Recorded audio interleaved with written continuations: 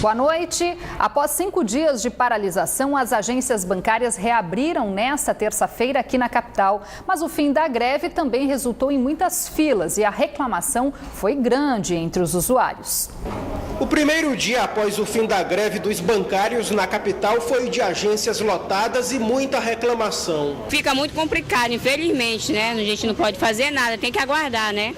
Nessa agência, na Zona Leste, muitos clientes tiveram dificuldade de ter acesso ao atendimento, já que a entrada estava sendo liberada aos poucos. Vai esperar aqui, daqui a 3 horas de atendimento. Por quê? Diz que está lotado. Nessa outra, o problema era na liberação das senhas, que para este mecânico que precisava sacar um benefício, também foi motivo de reclamação. E hoje veio todo mundo, né? As longas filas se formaram desde as primeiras horas da manhã, após 5 dias de greve dos bancários que pediam reajuste salarial, ampliação do quadro de funcionários e mais segurança nas agências bancárias. A Federação Nacional dos Bancos ofereceu reajuste de 8,5% para a categoria e correção dos pisos em 9%, o que inclui ganho real de 2,49%. A proposta foi aprovada em assembleia, realizada na noite desta segunda-feira. E uma agência bancária localizada na zona leste da capital foi alvo de bandidos durante a madrugada de hoje. Um cofre foi arrombado, mas a polícia não confirma se alguma quantia foi levada. Nem mesmo as câmeras de segurança e a estrutura da agência bancária na zona leste da capital impediram a ação dos criminosos na madrugada desta terça-feira. Segundo informações da Polícia Civil, os bandidos entraram na agência depois de arrombar a porta da frente. Mas ainda não há informações concretas sobre roubo de valores. Um dos caixas eletrônicos também foi danificado. Esse funcionário reclamou da insegurança nas proximidades. Com certeza, não tem segurança nenhuma. A polícia já solicitou as imagens do circuito interno para ajudar nas investigações. Pela manhã, a perícia também esteve no local. Os sinais da ousadia dos criminosos também assustaram os clientes que não puderam ser atendidos por conta do ocorrido. Cada vez mais os bandidos estão mais usados e arrombando os bancos. E agora? O que nós faz? Por unanimidade, na sessão desta manhã, o Pleno do Tribunal de Justiça do Amazonas votou contra o pedido de intervenção no município de Coari, feito pelo Ministério Público do Estado. As informações com Israel Ayasser. Foi votado por unanimidade pelo Pleno do Tribunal de Justiça do Amazonas que o município de Coari não vai sofrer intervenção, como havia solicitado o Ministério Público do Estado do Amazonas. O processo de reitoria do desembargador João de Jesus Abdala Simões havia sido suspenso na última sessão por intermédio do desembargador Rafael Romano, alegando que deve haver cautela na análise dos fatos. Israel Ayasser para o Band Cidade. Eleições 2014, durante reunião esta manhã no Tribunal Regional Eleitoral, na capital, as coligações dos 2 candidatos que vão disputar o segundo turno das eleições para o governo do Amazonas pediram a prorrogação do prazo para o início da propaganda no rádio e na TV. A data prevista para o retorno da propaganda gratuita no rádio e na TV era sábado, dia 11 de outubro. Mas, a pedido das 2 coligações no Amazonas, a campanha na mídia só deve começar na próxima segunda-feira. Mas, segundo o TRE, os candidatos precisam formalizar a solicitação. Tiver um pouquinho mais de tempo, dá para apresentar com mais qualidade as propostas para o eleitorado. Ao invés de fazer algo corrido, porque tem que fazer, é melhor fazer algo com mais qualidade para que o eleitorado possa realmente entender a proposta dos candidatos. Como o embate, no nosso entendimento, vai ser um pouco mais acirrado, não entre ofensas, mas os candidatos estando na rua, achamos melhor começar na segunda-feira. No sorteio, a ordem ficou a mesma, tanto para as inserções quanto para a propaganda. Eduardo Braga inicia, seguido por José Melo. A inserção é aquela que é feita pelos partidos e é feita individualmente por cada emissora. Já o horário da propaganda política, que é feito em conjunto, é feito em rede. E ali é feito pelo candidato que ele vai expor a sua ideia e vai expor o seu projeto de governo, diferente do outro, que a propaganda é partidária. Nesse segundo turno, o tempo será o mesmo para os dois candidatos, 10 minutos para cada um, até o dia 23 de outubro, incluindo os domingos. E os horários permanecem os mesmos do primeiro turno, com mudanças apenas a partir do dia 18, por conta do horário de verão, quando a propaganda começa 1 hora mais cedo. Nós acreditamos que agora, justamente porque são os dois candidatos que buscam representar a todos nós na cadeira do Executivo, então o nível de maturidade é maior. Nós acreditamos que será um momento importante, sem dúvida, eles terão todo o direito de fazer sua propaganda, mas a nossa fiscalização será precisa e vamos coibir qualquer tipo de excesso. Na reunião desta manhã, entre as coligações e o TRE, também foram anunciados oficialmente os eleitos do primeiro turno e ficou definido que a apuração do pleito no dia 26 de outubro só vai começar às 6 horas da noite. E na próxima quinta-feira, dia 9, a Band Amazonas já realiza o primeiro debate com os candidatos ao governo do estado que disputam o segundo turno nestas eleições. A reunião que definiu as regras foi realizada esta manhã aqui na sede da emissora. Seguindo a tradição, a Band também será a primeira emissora a realizar o debate na TV nas eleições 2014, no segundo turno no estado. Nesse debate aqui na Band, os candidatos ao governo do Amazonas, Eduardo Braga e José Melo, devem protagonizar o primeiro confronto na TV, que parte de uma acirrada disputa eleitoral no segundo turno. As regras da participação dos candidatos foram definidas em uma nova reunião realizada na sede da emissora na manhã desta terça-feira. Mesmo após convocação por meio de carta, apenas o representante da coligação Renovação e Experiência compareceu ao encontro.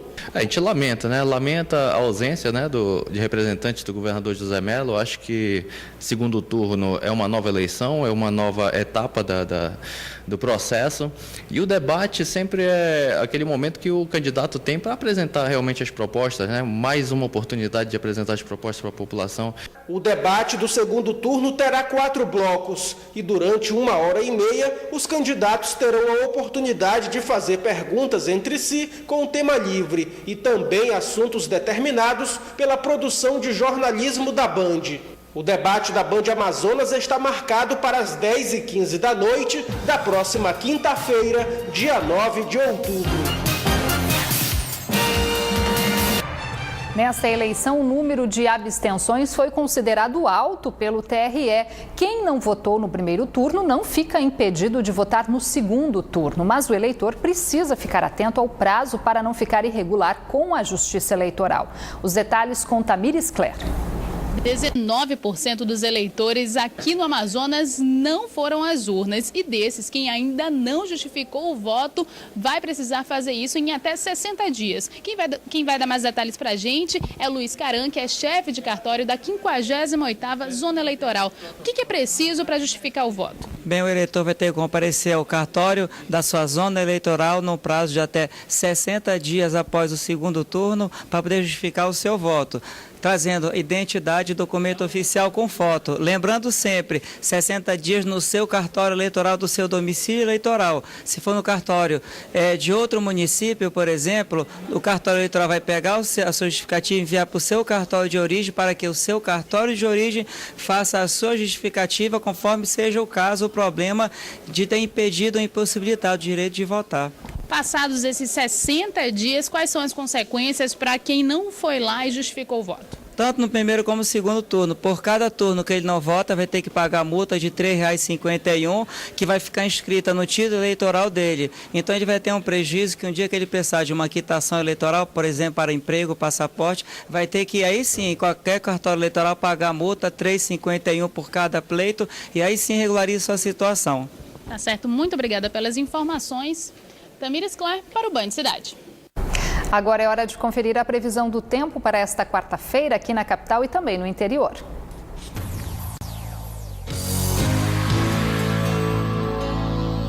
Em São Gabriel da Cachoeira, o sol aparece com variação de nebulosidade e a chance de chuva isolada. As temperaturas variam entre 23 e 34 graus. Em Boca do Acre, o tempo fica nublado, com previsão de pancadas de chuva durante o período. Mínima de 22 e a máxima chega aos 34 graus. Na capital, o tempo fica encoberto a nublado, também com chance de chuva isolada no período da noite. As temperaturas variam entre 25 e 34 graus.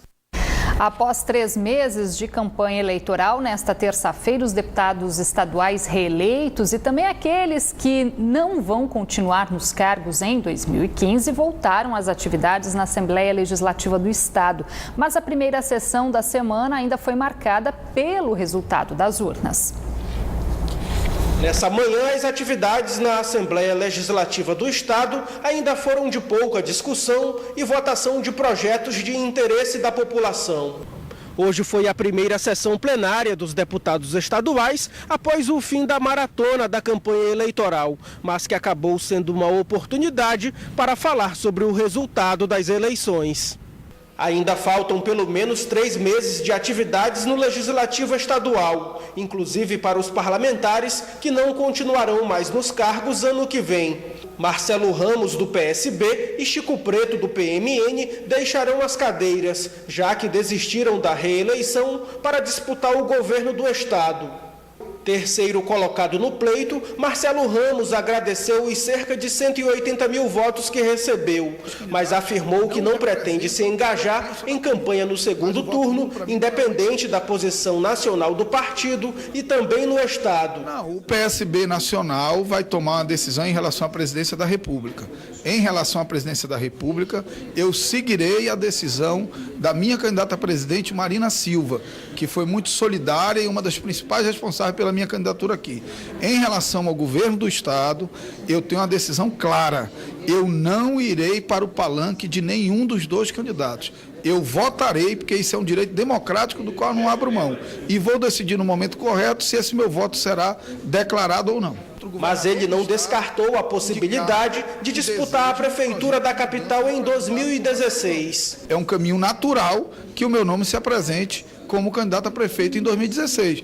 Mas nós ainda estamos muito longe de 2016 e ainda tem muita água para rolar até lá. Já o quarto colocado, com menos de 2% dos votos válidos, Chico Preto ainda evitou falar sobre uma possível aliança no segundo turno. Um homem não está acabado quando enfrenta uma derrota. Um homem está acabado quando ele desiste da sua vida pública. Eu não desisti da minha vida pública. A partir de 2015, 10 das 24 cadeiras na Assembleia Legislativa serão ocupadas por novos parlamentares eleitos esse ano. A renovação de 42% foi avaliada como positiva pelo presidente da Casa, Josué Neto, do PSD, que foi o reeleito mais votado proporcionalmente. Apesar dos registros de esvaziamento das sessões plenárias, no auge da campanha, ele garantiu o enxugamento da pauta de votação até o final do ano. Finalizar o exercício de 2014 com pouquíssimos projetos que serão aprovados apenas em 2015. Isso é reflexo de um trabalho que a gente tem feito desde fevereiro de 2013. A família da jovem que teve o bebê na rua no fim da tarde de ontem na capital denuncia que a gestante foi vítima de negligência médica no Instituto da Mulher, Dona Lindu. Nessas fotos tiradas por uma das pessoas que ajudaram no parto, é possível ver Ana Paula dando à luz em via pública ao lado de um terminal de ônibus na zona centro-sul da capital, no início da noite de ontem. A tia da jovem conta que a sobrinha sentia muitas dores. Foi quando as duas foram até o Instituto da Mulher, Dona Lindu. Lá, Ana Paula recebeu do obstetra apenas o diagnóstico de infecção urinária e foi liberada. Mas na volta para casa, ela voltou a sentir dores e o bebê acabou nascendo na calçada. A médica falou que ela está com infecção urinária, que ela para ela voltar para casa. A médica foi com maior ignorância, tratou ela muito mal, falou que se fosse para ela ter, ela já tinha tido, porque que ela não voltava para casa. Aí a gente veio embora, peguemos um ônibus, ela dizendo que não estava aguentando. Aí a gente saímos para o terminal. Saímos, aí ela disse, tia, eu não estou aguentando mais. E sentou no banco lá do terminal, né, do T1. Aí eu disse, vamos atravessar, sair fora o terminal para a gente atravessar, ver se consegue pegar um táxi para a gente ir para Moura, Tapajós. Aí foi impossível, que ela não aguentou mais. Aí a gente não teve mais como a gente socorrer, que não tinha ninguém, né? Aí ela caiu lá mesmo, ela teve a criança, quando ela caiu a criança estava com a cabeça pro lado de fora. Aí apesar de tudo a criança estava laçada, o pescoço com cordão umbilical. Aí é todo mundo gritando, gente, tira que a criança vai morrer sufocada. Aí foi, a mulher veio e tirou, uma senhora veio e tirou o cordão, embrulhou ela com a toalha, ele, né, aí botou em cima da barriga dela. Marlene, que estava acompanhada do noivo, foi quem realizou o primeiro atendimento. Ela conta que as pessoas que passavam no local ofereceram toalhas para cobrir a criança. Foi tudo muito rápido, eu estava com meu noivo no carro, a gente estava fazendo um retorno perto do T1, aí ela estava encostada no muro, a gente até, então no começo a gente pensava que se tratava de uma pessoa bêbada, né? Aí a partir do momento que ela caiu do chão, eu corri para socorrer ela. Aí quando eu cheguei perto dela, já estava tirando a calcinha e o bebê já vinha nascendo. Então a única coisa que eu fiz é parei o bebê, para ele não bater a cabecinha dele no chão. Aí nisso começaram a chegar as pessoas, tinha ainda muita gente indo para academia com toalha, essas coisas aí. A gente pegava a toalha, cobriu o bebê, a gente botou o bebê sobre a mãe, até o SAMU chegar. Após o parto, Ana Paula e o filho foram trazidos aqui para a maternidade Moura Tapajós, no bairro da Compensa. Segundo a assessoria do hospital, mãe e filho passam bem e devem receber alta nesta quarta-feira. Por meio de nota, o Instituto da Mulher, Dona Lindu, admitiu que houve falha na avaliação do obstetra, que apenas identificou na paciente uma infecção urinária, sendo que ela também já estava em trabalho de parto. Na mesma nota, o diretor da unidade, Agnaldo Costa, orienta a família a procurar a diretoria do Instituto da Mulher para formular a denúncia contra o médico que trabalha para o Instituto de Ginecologia e Obstetrícia do Amazonas, empresa terceirizada que presta serviços para o governo do estado. Após 8 meses de queda, a farinha voltou a sofrer aumento e foi a grande vilã da cesta básica no mês de setembro, aqui em Manaus, conforme divulgou hoje o DIEESE. No mês de setembro, o custo da cesta básica de Manaus apresentou ligeira alta de 0,26% comparado ao mês anterior, ficando em R$ 302,49. 7 produtos apresentaram aumento e 4 reduziram de preço. Um produto não apresentou variação. A farinha apresentou a maior alta no mês de setembro na capital amazonense, interrompendo um período de 8 meses seguidos de queda. Logo após veio o pão, o tomate, o café, a carne, o açúcar e o arroz. Com a queda de 4,13%, a banana foi o produto que apresentou maior redução no mês, seguida da manteiga, do óleo e do feijão. Já o preço do leite não sofreu alteração. As comemorações em homenagem à Nossa Senhora Aparecida seguem até o dia 12 de outubro aqui na capital. As novenas acontecem todos os dias na paróquia que leva o nome da padroeira do Brasil. 9 dias e 9 formas diferentes de trazer a santa para dentro da igreja.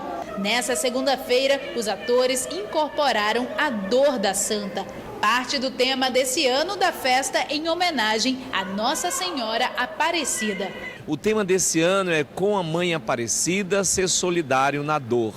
Então, na coluna onde está a imagem de Nossa Senhora, nós chamamos Altar da Graça, ali estão os símbolos da paixão.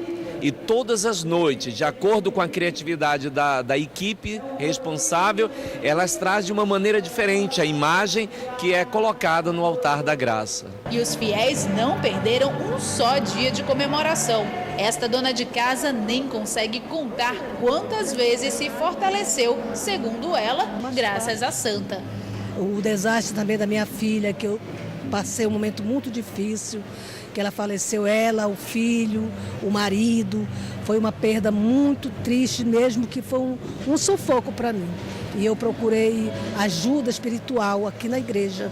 A novena segue até o dia 12 de outubro, quando a paróquia deve ser palco de uma grande festa e vai ser encerrada com uma missa campal, celebrada pelo arcebispo de Manaus, Dom Sérgio Castriani. Nós estamos ainda começando o novenário, então aguardamos a todos os devotos que estejam conosco todas as noites até o dia 11. Dia 12 é festa desde as 4h30 da manhã. O Band Cidade fica por aqui, mas você pode rever esta edição na internet acessando band.com.br/Amazonas. E amanhã tem rodada do Campeonato Brasileiro aqui na Band, por conta da partida entre Figueirense e Flamengo. O Band Cidade será exibido 1 hora mais cedo, 5:50. Boa noite, vem aí o Jornal da Band. Até amanhã.